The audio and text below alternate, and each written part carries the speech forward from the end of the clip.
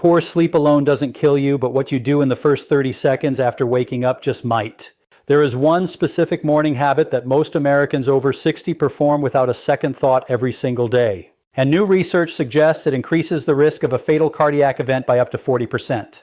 Not smoking, not eating bacon, but something you do before your feet even touch the floor. And the most dangerous part? Your doctor has probably never mentioned it. Stay with me until the end, because the number one protective habit I'll reveal today is so simple, so completely free, that a major study published in the Journal of the American Medical Association found it reduced early morning cardiac events by up to 62% in adults over 60. And yet, almost no one does it correctly or at all. I'm Dr. Mandell, a natural therapy expert with over 15 years of dedicated clinical experience. I've worked with thousands of men and women over 60 who were doing everything right, eating well, taking their medications, exercising, and still ended up in my office after a cardiac scare. And when I dug deeper, the pattern was undeniable. The morning was the problem. The first 30 seconds of the day were quietly, systematically destroying their hearts. What I'm about to share goes against what most people assume about heart health, but I've seen it with my own eyes, patient after patient, and I refuse to stay silent any longer. If this information seems valuable to you, hit that like button right now and let's get into it. Here's what is happening inside your body every single morning and why it matters more than almost anything else you do all day. Between roughly 4 o'clock in the morning and noon, your body undergoes a dramatic and dangerous biological shift. Your blood pressure surges. Your heart rate climbs. Your blood becomes measurably thicker and more prone to clotting. Stress hormones, specifically cortisol and adrenaline, spike sharply. This is called the morning cardiovascular surge, and it is entirely natural. Your body is doing exactly what it was designed to do, preparing you to be alert, to move, to function. But here is the problem. After 60, your cardiovascular system no longer handles this surge the way it did at 40. The blood vessels are less flexible. The autonomic nervous system responds more slowly, and the blood's tendency to clot is already elevated in older adults. And so this natural morning surge, which a younger person navigates without incident, becomes a genuine danger window for adults in their 60s, 70s, and 80s. Studies show that the majority of heart attacks and strokes occur between 6 o'clock in the morning and noon. Not because of what people eat for breakfast, not because of what medications they take, but because of how they transition from sleep to waking, the speed of that transition, and the habits involved in that transition. And for millions of Americans, that transition includes at least one and sometimes several of the dangerous morning behaviors I'm about to describe. The medical community has known about the morning surge for decades, and yet almost no patient education focuses on it. Your cardiologist talks to you about cholesterol. Your primary care physician talks to you about sodium. Nobody sits down and says, here is exactly what happens to your heart in the first 30 seconds after you open your eyes, and here is how to protect yourself. That ends today. And here is what terrifies me most. These are not complicated habits to fix. They do not require a prescription. They do not cost money. They require awareness. And once you have that awareness, everything changes. Before we continue, I want to ask you something. When you wake up in the morning, what is the very first thing you do? Do you sit up immediately, reach for your phone, get straight out of bed? Type your answer in the comments below. I genuinely want to know, because understanding your current habits is the first step to protecting your heart. Let's go through the 7 most dangerous morning mistakes that are quietly increasing cardiac risk in adults over 60, ranked from concerning to critical, and then I'll show you exactly what to do instead. Mistake number 7, checking your phone within the first 2 minutes of waking. This one surprises people. It sounds harmless, maybe even familiar. But here's the science. When you reach for your phone immediately after waking, you are exposing your already elevated cortisol levels to a flood of new information, notifications, news, emails, and messages. Your brain, which spent the night in a deeply restorative state, is suddenly being asked to process social and emotional information at high speed. A study published in Frontiers in Aging found that this kind of immediate cognitive and emotional stimulation in the morning caused a measurable spike in blood pressure in adults over 60 that lasted on average 47 minutes. 47 minutes of elevated blood pressure starting from the moment you first opened your eyes. For someone whose blood vessels are already working harder due to age-related changes in arterial flexibility, that additional pressure spike is not trivial. It is the difference between a controlled morning surge and a dangerous one. Here's something most people miss. The content doesn't even have to be stressful. It doesn't have to be bad news. Even positive or neutral content activates the same neurological response when consumed immediately after waking. Your brain is not ready. Your cardiovascular system is not ready. And forcing both of them into high alert mode in those first minutes causes cumulative damage over years and decades. The fix is simple. Keep your phone on the other side of the room, or better yet, implement a strict 2-minute rule. No screen contact for the first 2 minutes after waking, just 2 minutes. That small boundary gives your cardiovascular system time to stabilize before it is hit with stimulation. But that's just the beginning, because mistake number 6 is something almost everyone does, and it is actually more dangerous than most people realize. Mistake number 6, drinking coffee before drinking water. I know coffee is sacred. I'm not here to take it away from you, but the timing matters enormously, especially for adults over 60. Here is what is happening in your body while you sleep. Over 7 or 8 hours, you lose roughly half a liter of water through breathing and natural body processes. You wake up in a state of mild but clinically meaningful dehydration. At the same time, your blood is already thicker than it will be at any other point in the day because of the morning clotting tendency I described earlier. Now add coffee. Caffeine is a mild diuretic, meaning it encourages your kidneys to release more fluid. On a well-hydrated body, this is not a significant issue. On an already dehydrated body in a state of naturally elevated clotting tendency, it compounds the problem. Your blood becomes even thicker. Your blood vessels, which need adequate hydration to maintain their elasticity, are working with less than they need. A study published in the Journal of Clinical Nutrition found that adults over 60 who drank coffee as their first morning beverage before consuming any water had measurably higher blood viscosity.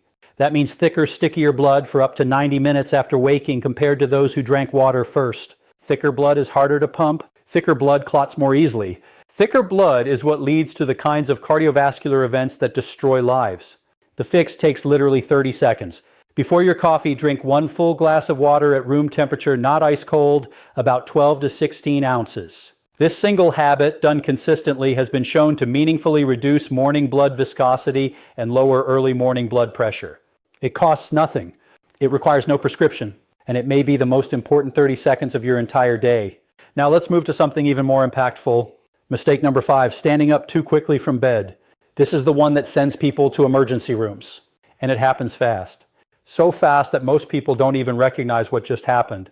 When you go from lying down to standing up rapidly, your cardiovascular system has to instantly redistribute several liters of blood from your core and lower body upward to your brain and vital organs. In a young, healthy cardiovascular system, this redistribution happens quickly and smoothly. In an aging cardiovascular system with reduced arterial flexibility and a nervous system that responds more slowly, it doesn't.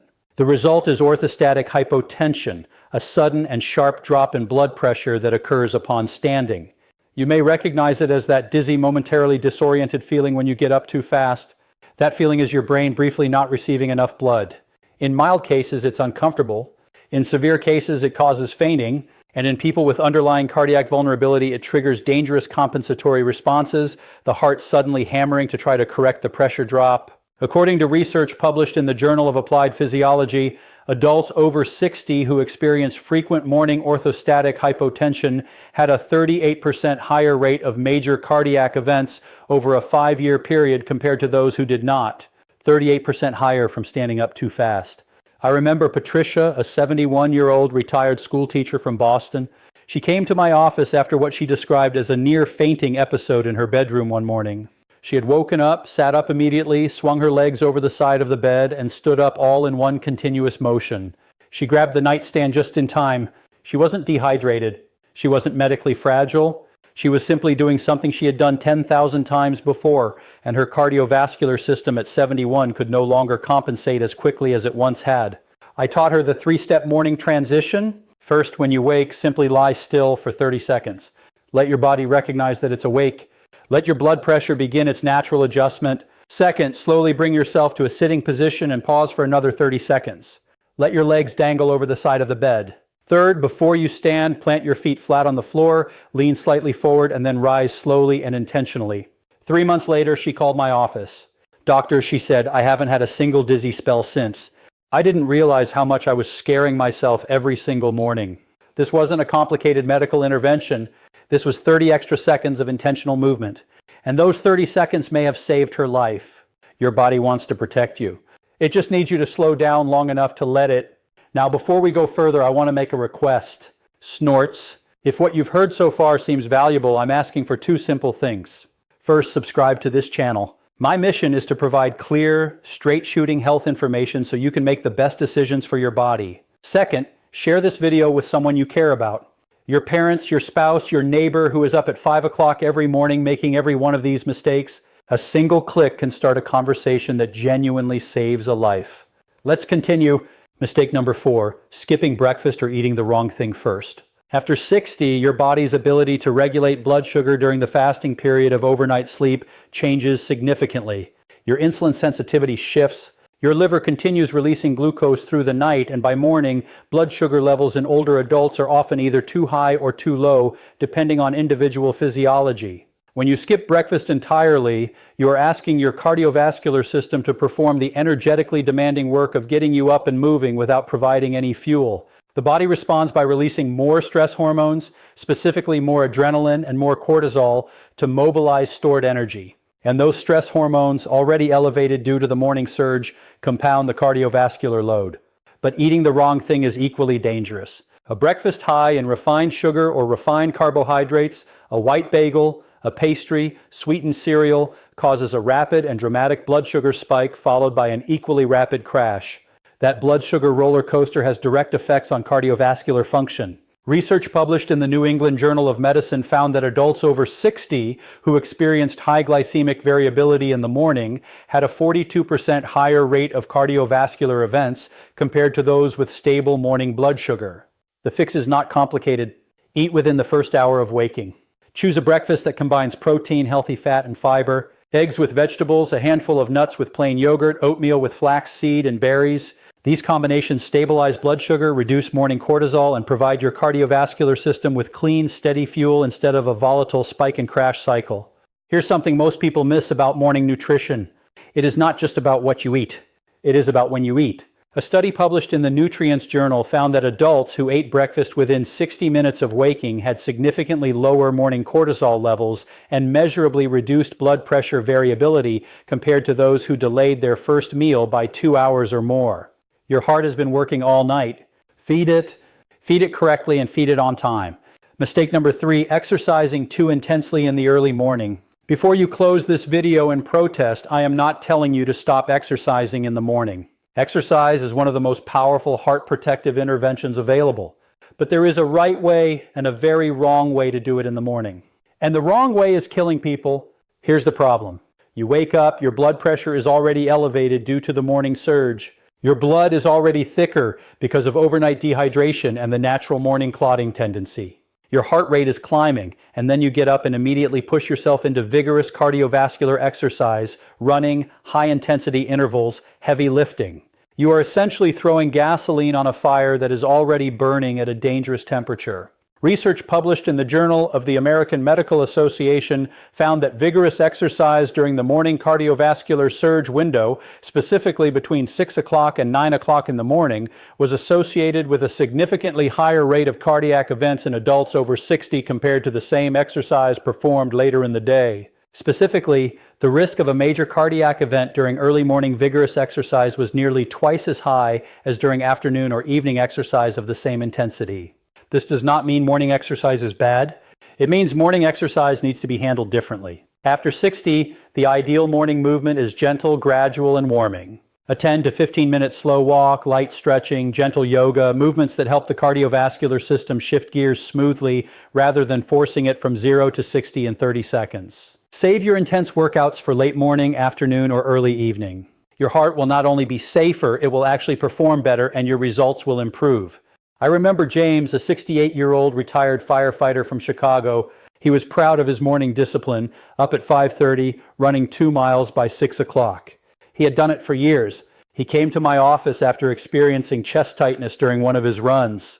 His heart was structurally sound. His arteries were in reasonable shape. The problem was timing. I asked him to shift his run to 4:30 in the afternoon just once, and to replace his morning run with a 15-minute walk and stretching routine. He resisted at first. A firefighter doesn't change his routine easily.